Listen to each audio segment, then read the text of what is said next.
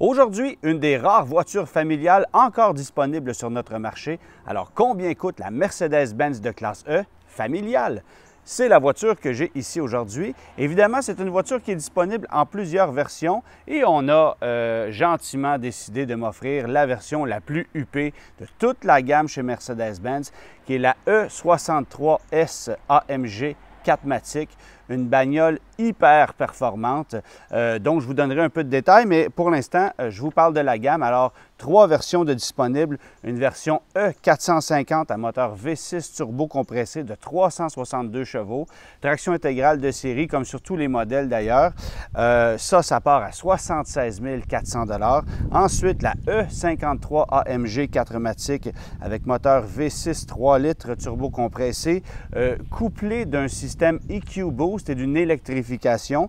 On pousse la note à 429 chevaux. Et finalement, cette splendide E63 AMG 4MATIC, moteur V8 biturbo compressé de 4 litres qui fait 603 chevaux, rien de moins.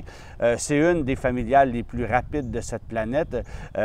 Si on considère qu'Audi a répliqué à cette voiture, avec la RS6 avant tout récemment. Alors, Mercedes-Benz qui est toujours dans la course des voitures familiales, on sait que c'est un marché de niche en Amérique du Nord. Il y a plusieurs joueurs qui ont quitté le segment. BMW avait déjà offert des séries 5 de version familiale, c'est terminé. Et même Volvo, qui était expert dans ce segment-là, a choisi l'an passé d'abandonner la V90 et la V90 Cross Country pour mettre de l'avant la V60 familiale et évidemment la grande famille des utilitaires qu'on propose désormais. Alors, Mercedes-Benz a une familiale qui a su évoluer à travers le temps.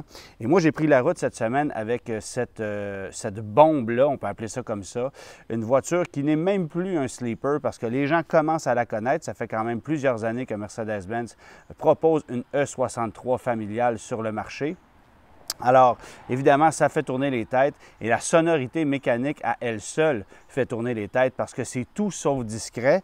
Et c'est peut-être un peu ce que je reproche à cette voiture-là. J'aurais aimé un peu plus de discrétion, non seulement au niveau sonore, mais également au niveau de la conduite. Parce que ce n'est pas une voiture qui va dans la dentelle. On ne peut pas conduire cette voiture-là de façon progressive ou du moins aller chercher un minimum de confort qu'on va retrouver dans une E450 ou une E53. Qui pour moi est probablement le meilleur équilibre qu'on puisse se procurer parce qu'à 603 chevaux, vous effleurez l'accélérateur et c'est déjà violent.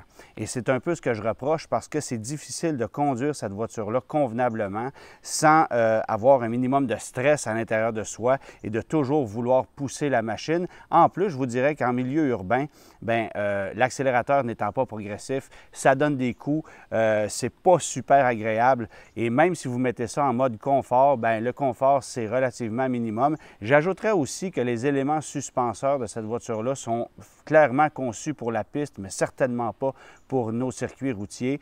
Ça cogne dur, c'est difficile d'aller chercher un confort décent avec cette voiture-là et je ne vous parle même pas des modes de conduite les plus sévères. Même en mode confort, ça cogne. Et ça, en plus, c'est doublé de plusieurs craquements et c'est là que ça m'a vraiment déçu, cette voiture-là. Ça craque de partout, ça provient de la banquette arrière, du toit panoramique, du haillon. On n'a pas l'impression que l'assemblage, c'est digne d'une Mercedes-Benz, surtout de ce prix-là. Mais si vous voulez mon avis, de toute façon, le prix n'a rien à voir. Une qualité d'assemblage dans une voiture comme celle-là, ça va de soi, que ce soit une version de base ou une version qui coûte le double du prix de la version de base, parce qu'on n'est pas loin de là et j'y viendrai prochainement. Bon, c'est sûr que c'est une voiture hyper rapide. On parle chez Mercedes-Benz d'un 0-100 km/h, tenez-vous bien, en 3,3 secondes. Ça, c'est à peine plus lent que la nouvelle Corvette qui le fait en 3 secondes. Et on parle de performance littéralement exotique. C'est une bombe véritable. Ça fait presque peur. Les lois de la gravité se font sentir ou les transferts de masse se font sentir de façon incroyable quand on accélère. Et ça, c'est doublé d'une sonorité mécanique qui est carrément violente.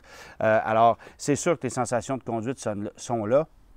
Mais est-ce qu'on peut vraiment exploiter ça sur nos routes avec une voiture comme celle-là? C'est assez difficile et c'est là que je reproche à cette voiture-là de ne pas être peut-être un peu plus docile parce qu'évidemment, si vous procurez un coupé AMG GT qui va se comporter un peu de cette façon-là, bien, c'est un jouet de fin de semaine. Ce n'est pas une voiture que vous allez conduire au quotidien. Mais ça, c'est une voiture du quotidien et on n'a pas réussi à faire en sorte que cette voiture-là soit vraiment agréable pour une conduite de tous les jours et c'est ce que je lui reproche un peu, mais c'est surtout sa qualité de fabrication et les nombreux craquements qui sont à bord qui sont vraiment décevants.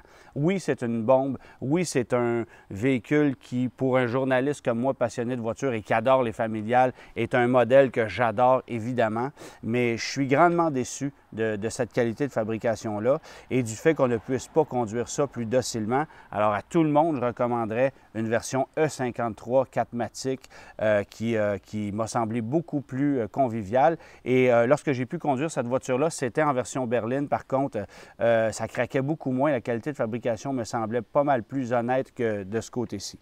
Alors, on va parler prix parce que bien que ce soit une voiture hyper luxueuse, dotée d'un paquet de technologies, dont un système multimédia, ce qu'on appelle le MBUX chez Mercedes, qui est quand même assez bien fait et qui est fardé de technologie dernier cri. Je dois admettre que ça fonctionne très bien. Parmi les systèmes qui existent sur le marché actuellement, celui-là, c'est un de mes favoris. Alors, pour ça, chapeau à Mercedes. On va parler prix, comme je le disais. Donc, Mercedes-Benz, la E450 à 76 400, la E53 à 87 800, pardon, et celle-ci, le prix d'entrée est à 124 200 $.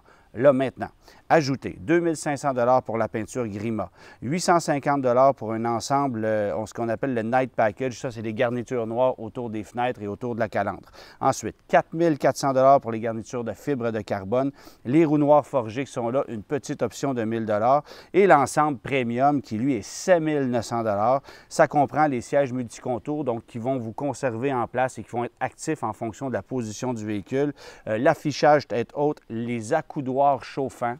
Ben oui, on a besoin de ça. Et les caméras 360 qui sont plus évoluées. Il y a un paquet d'autres trucs qui viennent avec cet ensemble-là pour un grand total de 140 850 $, rien de moins.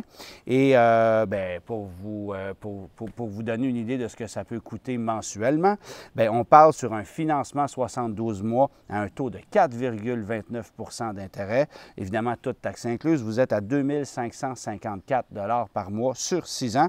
Et si vous louez, maintenant, c'est différent de ce que je vous dis d'habitude parce que les termes que je mentionne habituellement, qui sont du 4 ans, 20 000 km par année, ne sont pas offerts chez Mercedes. Alors, je vous parle d'un 36 mois. Une location 36 mois à 18 000 km par année va vous coûter en mensualité plus cher que le financement dont je vous parlais tantôt. C'est 2 818 $ par mois, taxes incluses, pour louer cette voiture-là afin de rouler 18 000 km par année. C'est beaucoup de sous. Et moi, je dirais non, carrément, parce qu'il va falloir qu'on retourne au concessionnaire et qu'on visse les boulons un peu plus serrés. Je n'accepterai pas d'avoir une voiture qui craque autant que ça. Et c'est probablement une des qualités d'assemblage qui m'a le plus déçu au cours des dernières années. Je reviens sur cet élément-là parce que ça m'a vraiment déplu. Mais sinon, pas le choix d'admettre que c'est une sacrée bombe.